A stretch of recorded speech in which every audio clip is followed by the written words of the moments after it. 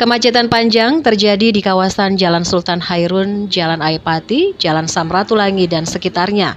Kemacetan terjadi sejak pukul 11 waktu Indonesia Timur.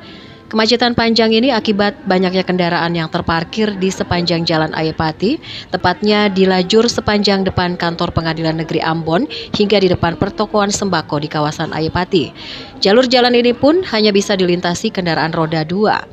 Sejumlah kendaraan yang terparkir di sepanjang lajur Jalan Ayapati ini adalah kendaraan yang digunakan untuk mengangkut masa kampanye dari calon presiden nomor urut 03. Capres nomor urut 03 Ganjar Pranowo menggelar kampanye terbuka di Lapangan Merdeka, Kota Ambon, Senin 29 Januari 2024.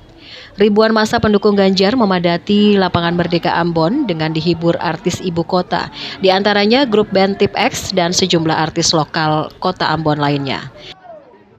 Christine Sipahelut, Kurniawan melaporkan.